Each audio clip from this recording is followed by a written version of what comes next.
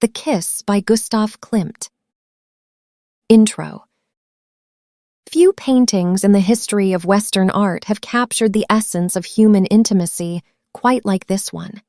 Today, we're stepping into the golden world of Gustav Klimt and exploring what is arguably his most iconic masterpiece, The Kiss, painted between 1907 and 1908. The artist. To understand The Kiss, we first need to understand the man who created it.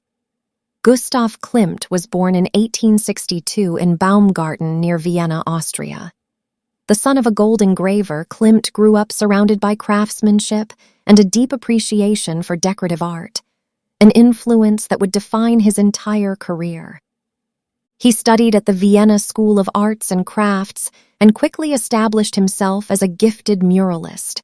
But Klimt was never content to simply follow the rules. In 1897, he became a founding member of the Vienna Secession, a revolutionary art movement that sought to break away from the conservative academic traditions of the time. Their motto was bold and defiant: "To every age its art, to art its freedom." Klimt's personal life was equally unconventional. He never married, yet he was surrounded by women, his models, his muses, and his close companions. He reportedly fathered several children outside of wedlock. His relationship with the fashion designer Emilie Floga was perhaps the deepest of his life, though its exact nature remains a subject of debate among historians. He was also deeply influenced by his travels, particularly by the Byzantine mosaics he encountered in Ravenna, Italy. That golden, shimmering quality you see in The Kiss is no coincidence. It is Klimt's direct response to those ancient, glittering masterworks. The painting. Now, let's turn to the painting itself. The Kiss measures approximately 180 by 180 centimeters. It is nearly a perfect square. It was created using oil paint and gold leaf on canvas, and today it resides in the Österreichische Galerie Belvedere Museum in Vienna. The Austrian state purchased it even before it was finished, recognizing immediately that something extraordinary had been created. The work belongs to what art historians call Klimt's golden phase, a period between roughly 1899 and 1910, during which he made extensive use of gold and silver leaf, producing works of almost supernatural radiance. Composition and symbolism.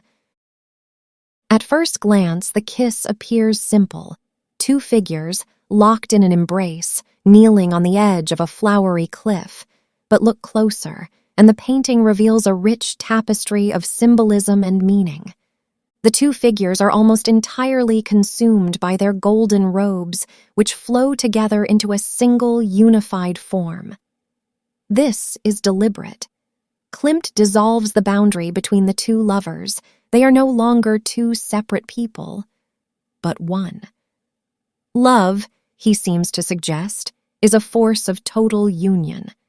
The man's robe is decorated with rectangular, angular black and white patterns, geometric, structured, almost masculine in their rigidity.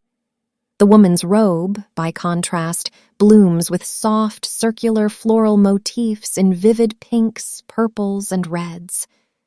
This contrast between the linear and the organic, the angular and the rounded, speaks to the complementary nature of masculine and feminine energy.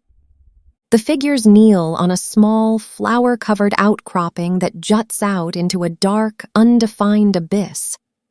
They are, in a very literal sense, on the edge, suspended between the world and the void. This tension gives the painting an undercurrent of fragility. The moment of the kiss is blissful, yes, but it is also fleeting, and perhaps even perilous. The woman's face is the only one fully visible to us. Her eyes are closed, her expression serene, almost surrendered. The man buries his face against her cheek and jaw, his identity hidden from the viewer. We are voyeurs, witnessing something deeply private. the gold. The use of gold leaf deserves its own moment of attention. Gold, throughout human history, has carried associations with the divine, with permanence, with the sacred. By wrapping his lovers in gold, Klimt elevates this intimate human moment into something almost religious. This is not merely a couple kissing. This is a sacred rite, a mythological event. Love itself is being worshipped. The gold background dissolves all sense of space and setting. There is no room, no landscape, no time. There is only this moment, glowing with an eternal light. It is as if Klimt wanted to say, love exists outside of time. Legacy. The Kiss was an immediate sensation when it was exhibited in 1908 at the Vienna Kunstschau, and it has never really left the public imagination since. It has been reproduced on everything from posters to mugs to jewelry, becoming one of the most recognized images in the world. But beyond its commercial ubiquity, the painting endures because it speaks to something universal. Whether Klimt intended the figures to represent himself and Emilie Flöge, as many believe, or whether they are purely symbolic, the emotional truth of the image is unmistakable. It is a painting about the desire to be held, to disappear into another person, to find in love a shelter from the darkness that surrounds us. Gustav Klimt died in February 1918, just a year after completing some of his most ambitious works. He suffered a stroke and never fully recovered. He was 55 years old.